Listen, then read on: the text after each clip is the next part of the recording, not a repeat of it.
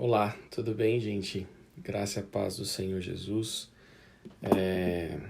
Esse domingo agora. E a nossa live de quinta-feira, né? Que naquela live que a gente faz do bate-papo entre amigos, teve uma boa repercussão, uma repercussão positiva no sentido de promover o pensamento cristão, né? Obviamente, tudo que a gente discute e conversa lá tem uma base muito forte com a Bíblia, né? A gente traz exemplos corriqueiros, mas ela é para a Bíblia, é na Bíblia onde nós encontramos as maiores respostas concernentes às conversas que a gente costuma ter naquele nosso bate-papo quinzenal, assim dizer. E aí, um amigo meu me chamou aqui no WhatsApp e me fez uma pergunta bem interessante, que eu falei para ele que eu queria responder isso também num vídeo. Daniel, acho que você me permite citar seu nome, Daniel Simões. E aí trago algumas reflexões sobre o que a gente conversou, né? Acho que é bem importante isso. Como é um bate-papo entre amigos, eu queria tomar a liberdade de trazer a resposta, né? Falei para ele que ia fazer esse vídeo até pra gente contextualizar e pensar um pouquinho sobre a questão da avareza. A pergunta que o Daniel me fez foi: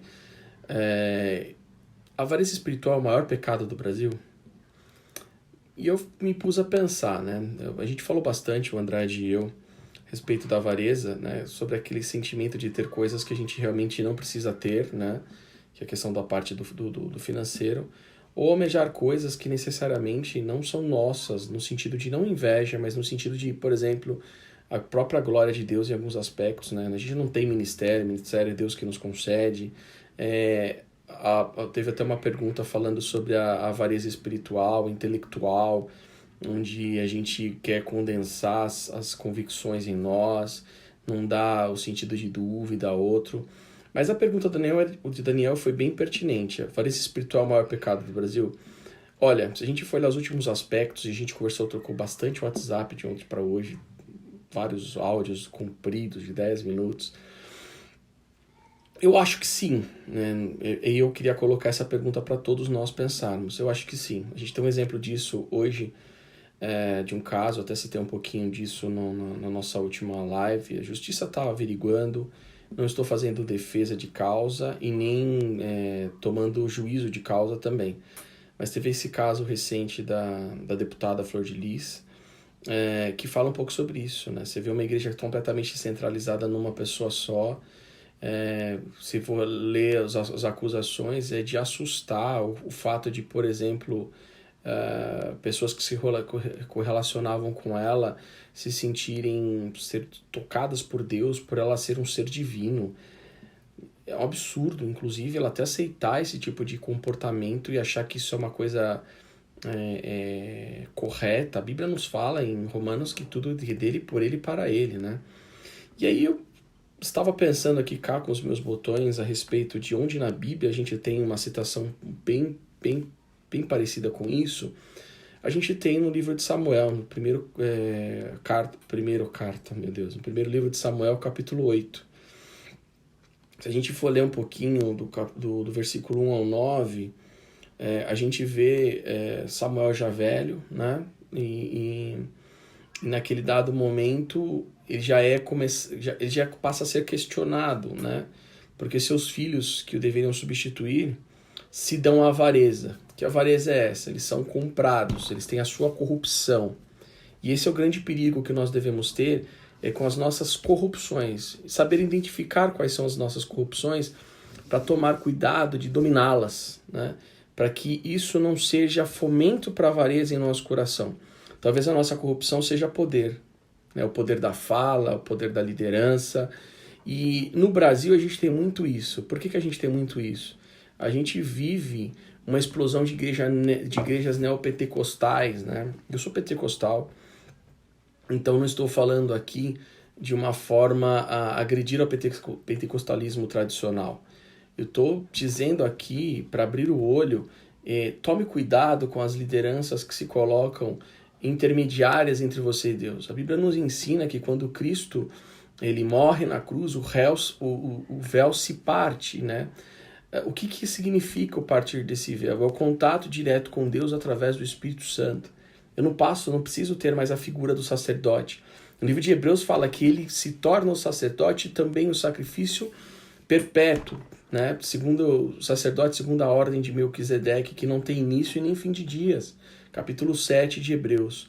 Então nós encontramos aqui uma figura bem clara que só chegamos a Deus através de Jesus Cristo, o seu Filho. Né? O livro de Filipenses diz que no capítulo 2, que o seu nome seria colocado sobre todo o nome. Desconfie de liderança que se coloca como ser supremo, um ser do qual Deus fala de forma direta o tempo todo. Desconfie disso, tome cuidado. Existe uma avareza de cargo, da semelhança dos filhos de Samuel. Se você ler o capítulo 8 do primeiro livro de Samuel, versículo 4 diz assim: Então os anciões de todo Israel se congregaram e vieram a Samuel a Ramá. Eles disseram: Vê, já estás velho, e os teus filhos não andam nos teus caminhos. Constitui-nos, pois, agora um rei. Aqui, o conselho dos mais velhos chegou para Samuel e falou: Olha, Samuel, tá errado o negócio aqui. Samuel entendeu aquilo que se fosse uma rejeição a ele, mas na realidade não era. O próprio Deus disse que, não, eles não estão rejeitando a vocês, estão rejeitando a mim. Que quem deveria tomar conselho de quem ficaria após Samuel é o próprio Deus. Mas, de certa forma, eles identificaram a corrupção dos filhos de Samuel. Ou seja, existiam pessoas observando os passos. Então, a gente precisa tomar muita noção disso. E observar as coisas da forma que estão acontecendo, entendendo que cada passo, que as pessoas que estejam à frente de determinadas igrejas, sobre a nossa frente também, ou até de frente ao governo, com um olhar crítico, para evitar, a gente até conversou bastante hoje sobre isso, o fisiologismo, né, que é o fisiologismo político. O que é o fisiologismo político? É quando eu faço de tudo para me manter no poder. Né? O fisiologismo político é observado nos partidos de centrão, mas também em políticos que têm lá a sua carreira toda formada, né, de períodos de tantos mandatos, mas sem efetividade, o poder pelo poder. Né? Como se fossem pessoas que estão dotadas deste poder, fazem de tudo para se manter pelo poder, mas não fazem nada, por exemplo, pela população. Isso é um fisiologismo. E a mesma coisa acontece, talvez, dentro da igreja. E eu não estou falando aqui que existem prazos. O ministério pode estar na mão de uma pessoa há 1, 2 anos ou 25 ou 30 anos. Não é o prazo. Mas sim o quanto esse ministério está sendo rentável aos olhos de Deus. E rentável que eu estou falando não é financeiramente, é crescendo, ganhando almas, transformando pessoas. Às vezes a igreja não cresce de forma a expandir, mas cresce organicamente. Os filhos dos pastores continuam seus legados, às vezes nem liderando a igreja, mas sendo pessoas de responsabilidade, sendo pessoas de padrão moral elevado. Tudo isso é um aspecto de uma igreja produtiva, de uma igreja que de fato está alicerçada nos valores cristãos. Mas quando a gente tem a avareza da posição, a avareza daquilo que foi nos dada, que em um dado momento já não faz parte da vontade de Deus, a gente não consegue deixar com que as pessoas se desenvolvam, que exista um crescimento, que exista justamente padrões morais claros. As pessoas se corrompem, como estava acontecendo com os filhos de Samuel. E aqui, nesse texto que eu trago, e nessa reflexão que eu trago, será que a gente, de certa forma, tem aprendido coisas novas no relacionamento com Deus através da nossa liderança? A nossa liderança tem sido efetiva, tem nos trazido reflexões importantes, o conhecimento da palavra, promovendo em nós o desejo de conhecer a palavra, de ser crentes, até como Andrade disse na sexta-feira, ser crentes independentes, fortalecidos na graça, ser crentes independentes, fortalecidos na palavra, com relacionamento com Deus de forma independente, que não precisa de consultas. Né? Que consultas são essas? Consultar o pastor por um conselho é importante? Totalmente importante. Eu acho que até aconselho fazer isso. mas fazer isso o tempo todo pode parecer o quê?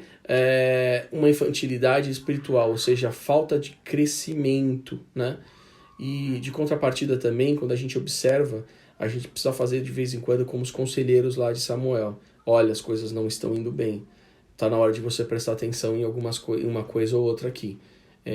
Existe corrupção. A gente precisa não se calar, né? Mas se manifestar a respeito. E terminando o vídeo aqui, que já até se estendi um pouquinho, a resposta do Daniel é sim. Eu acho que um dos grandes pecados da igreja brasileira é a avareza espiritual. Porque a gente virou, né? Onde já se viu, né? Tem igrejas que tem o ministério do nome do pastor da igreja. Não faz sentido. O ministério não é meu, não é seu, não é do pastor da igreja. O ministério é de Cristo. A missão é de Cristo. Nós só somos vasos, né? Por mais que a gente olhe, por exemplo, grandes personagens da Bíblia, eles só foram usados. É Deus quem faz a obra. Então não dá para falar que é ministério de um, ministério de outro. É ministério de Jesus Cristo, de Deus. Então tomamos cuidado com essa avareza. Avareza pelo poder. Tá vendo que não é só pelo dinheiro? De detenção da opinião, da responsabilidade. E aí nós transformamos autoridade em autoritarismo, que é uma coisa muito diferente do que realmente ter autoridade e respeito das pessoas. Tá bom? Então pense um pouquinho sobre isso. De fato, cuidado para não ser avarento de alguma forma na liderança, na relação com a sua família, no fato de ter razão em tudo. Tome cuidado, pense bastante nisso, tá bom? Esse aqui é mais um Pensando Junto.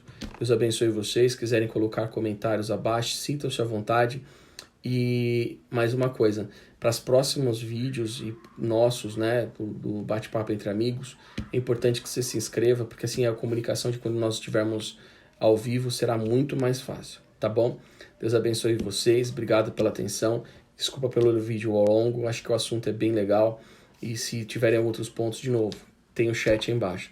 Deus abençoe vocês, uma ótima semana, ela só está começando. Fique na graça, amém.